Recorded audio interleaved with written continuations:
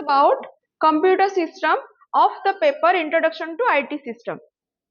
In this video, I will discuss about block diagram of digital computer, then input unit, output unit, central processing unit and memory unit.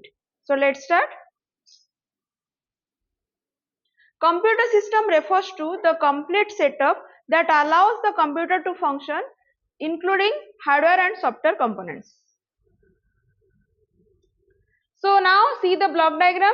Here the computer consists of 4 functional units. First one is input unit, second one is output unit, third one is central processing unit, that is CPU, and the next one is memory unit. In the diagram, two types of data flow and control flow arrow marks are there. First one is solid arrow and second one is dotted arrow. Solid arrow demonstrates the data flow and the dotted arrow demonstrates the control flow. This architecture is given by the famous scientist John von Neumann. That's why this architecture is also known as von Neumann architecture.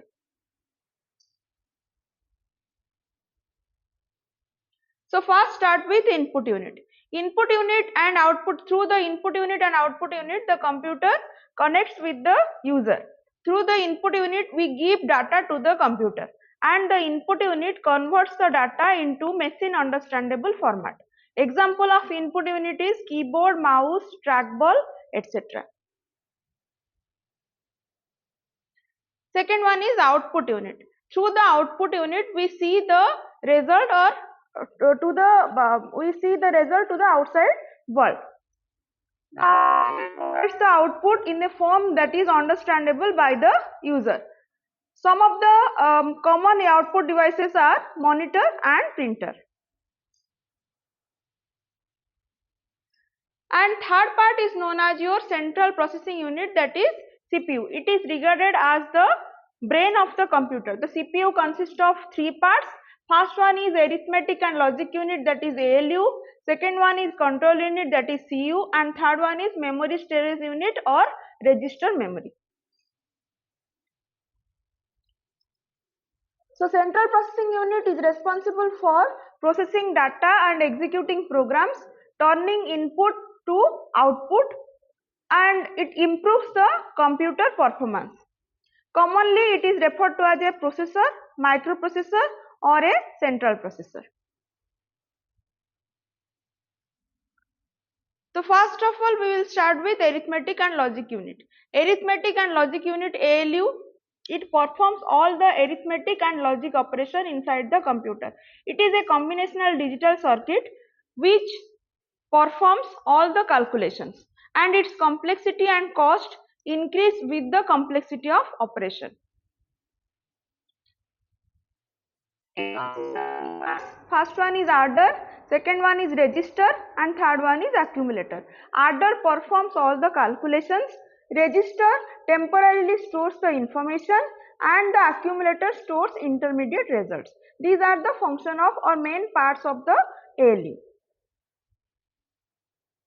Second one is control unit. It controls and coordinates all the activities of the computer. That means it sequences the instruction also. And also it decodes the instruction given by the user.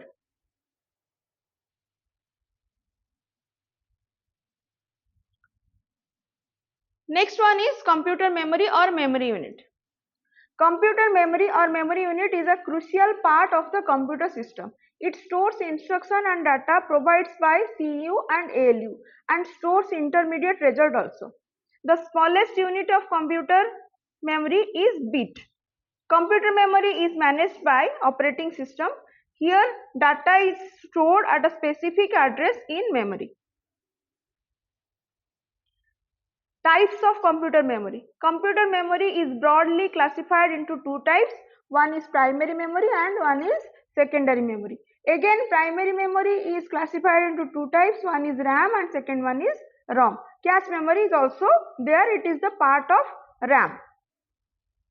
Here I can see the diagram.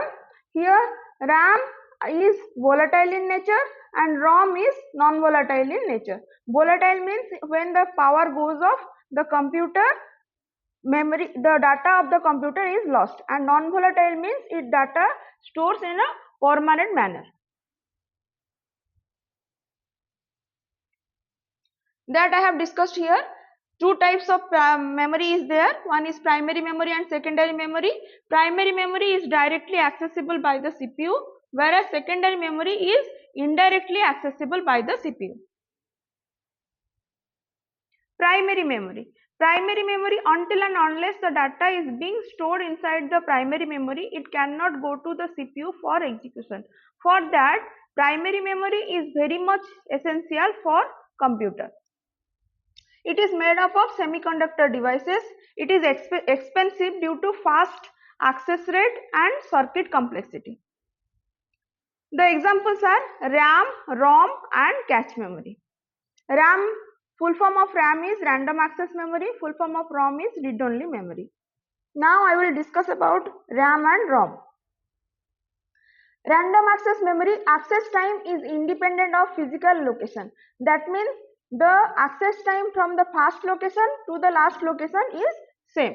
That's why it is written so. It is temporary and also volatile in nature. Volatile means data is lost when power is turned off.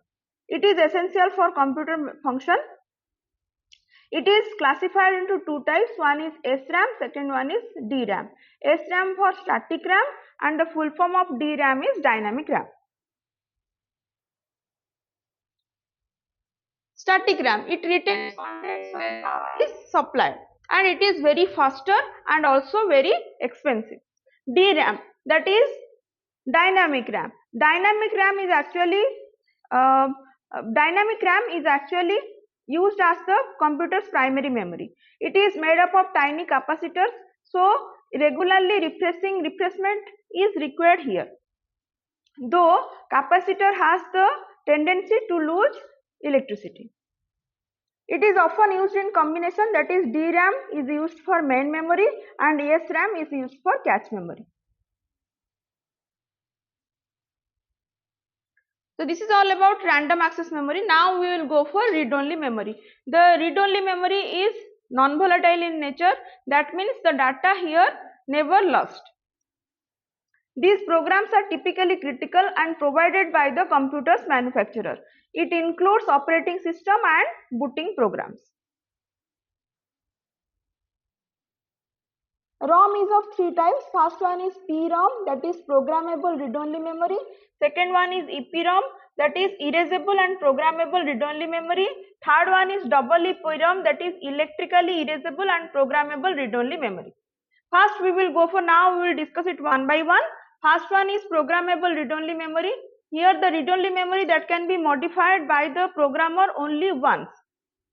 User buys a blank PROM and programs it using by PROM programmer. Second one is erasable and programmable read-only memory. Here the data can be erased, but by applying ultraviolet ray. Here the entire chip must be erased before reprogrammable. It can erase one byte at a time rather than the entire chip. Third one is electrically erasable and programmable read-only memory. Here the data can be erased by applying high voltage of electricity. Here the data can be erased and reprogrammed up to 10,000 times, and the erasing and programming takes place 4 to 10 microseconds. Here selective eraser and programming possible. So this is all about your primary memory. Second one is your secondary memory. Secondary memory means it is also known as auxiliary memory or backup memory. Here the data and programs are stored permanently. It is non-volatile in nature and the storage capacity is also very high. Here the data returns even after power off. And here indirect access between CPU and memory takes place. Example is magnetic disk, magnetic tape, CD, pen drive, etc. So this is all about your computer system. Thank you.